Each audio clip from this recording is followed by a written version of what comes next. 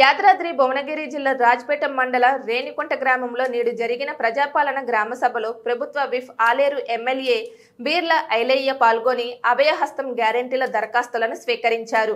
పేరుగాంచిన గ్రామమైన రేణికుంటను అన్ని రకాలుగా అభివృద్ధి చేస్తానని, బేగంపేట బ్రిడ్జి నిర్మాణానికి పూర్తి చేస్తానని తెలిపారు.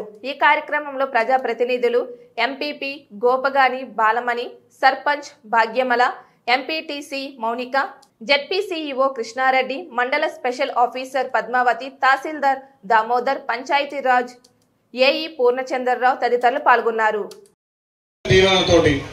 మీ అందరి ఆశీర్వాదంతో వచ్చినటువంటి ఈ ప్రభుత్వం మనందరి ప్రభుత్వం. మీరు ఏదైతే నమ్మకంతో గెలిపించారో, ప్రభుత్వాన్ని తీసుకొచ్చారో, ఆ ప్రభుత్వమే ఇలా ప్రజాపాలన ద్వారా జిల్లా యంత్రాంగం, మండల యంత్రాంగం కూడా మొత్తం మీ గ్రామం వచ్చి మీ గ్రామస్తుల మధ్య ఏదైతే ఎలక్షన్ల ముందు మనం ఇచ్చినటువంటి 6 గ్యారెంటీలు, అందులోనే మీ ఆశీర్వాదంతో వచ్చి 48 గంటల్లోనే పెద్దలు చెప్పినట్టుగా 2 గ్యారెంటీ స్కీములను అమలు చేస్తాం. తెలంగాణ రాష్ట్ర వ్యాప్తంగా మా అక్క చెల్లెలు, మా తల్లులందరూ కూడా ఆర్టీసీలో రాష్ట్ర నలుమూలలో ఎక్కడ పోయినా ఉచిత రవాణా. దివంగత రాజశేఖర్ చేపట్టే ఇప్పుడు పెరిగినటువంటి జబ్బులకు అనుకూలంగా 5 లక్షలు జరిపోవని చెప్పి దాన్ని 10 లక్షలకు పెంచడం జరిగింది. అది కూడా ఆ రోజు ఇంప్లిమెంట్ చేసినాం. మీరందరూ కూడా ప్రభుత్వ హాస్పిటల్తో పాటు ప్రైవేట్ హాస్పిటల్ కూడా 10 లక్షల వరకు ఆరోగ్య వర్తిస్తారు. కాబట్టి దాన్ని సద్వినియోగం చేసుకోవడం కోసం మీ ఆశీర్వాదంతో దాన్ని అమలు చేసినాం. అదేవిధంగా మిగతా గ్యారంటీ స్కీములు, మహాలక్ష్మి గాని, గృహజ్యోతి గాని, రైతు భరోసా గాని తీసుకునే భాగంలో ఈ ప్రజాపాలన, ఈ గ్రామ సభ. కాబట్టి దీన్ని పార్టీలకు అతీతంగా ఈ గ్రామంలో ఉన్నటువంటి ప్రతి కుటుంబానికి లబ్ధి చేరే విధంగా మీరు వినియోగించుకోవాలని చెప్పి దానికోసమే ఈ ప్రజాపాలన. కాబట్టి ఈ రాష్ట్ర ప్రభుత్వం పేదల కోసం ఈ 4 కోట్ల తెలంగాణ ప్రజలకి తెలంగాణ సంపద అట్టడుగు వర్గాలకు లబ్ధి చేకూర్చే విధంగా ఈ ప్రభుత్వం అమలు చేస్తుంది. కాబట్టి అందరూ సద్వినియోగం చేసుకొని ఇవాళ జిల్లా యంత్రాంగం మన గ్రామం వచ్చి ప్రతి దరఖాస్తు తీసుకున్నందుకు చాలా సంతోషం. ఒక పండుగ వాతావరణం మన గ్రామంలో.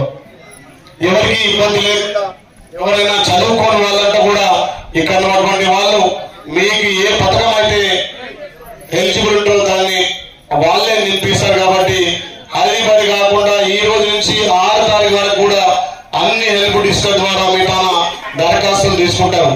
ఎవరైనా అత్యవసర పరిస్థితుల్లో హైదరాబాద్ పోయినా, ఇంకేది పోయినా వాళ్ళు రేపైనా ఇవ్వచ్చు. ఎవరైనా మన బంధువులు బతుకుదారుకు బొంబాయి పోతే కూడా వాళ్ళ పరంగా మన కుటుంబ సభ్యులు కూడా దరఖాస్తు చేయొచ్చు.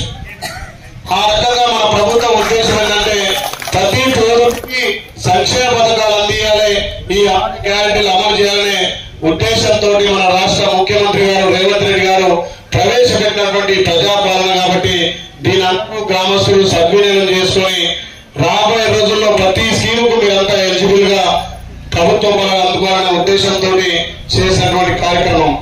గ్రామ సర్పంచ్ గా, గ్రామ ఎంపీటీసీ, ఇక్కడ నుండి గ్రామ పెద్దలు కూడా గ్రామ సమస్యలని చెప్పారు.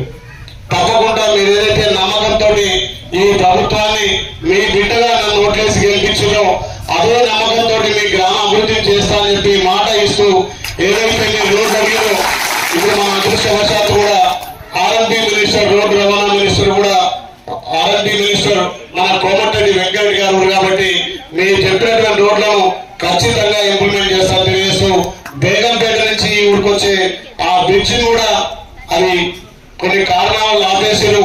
కాంట్రాక్ట్ తోటి నిన్నే మాట్లాడినా అది కూడా త్వరితగతిగా కంప్లీట్ చేస్తారని చెప్పి మాట ఇస్తూ మా పెద్దలంతా అంటున్నారు బస్సు అంటున్నారు.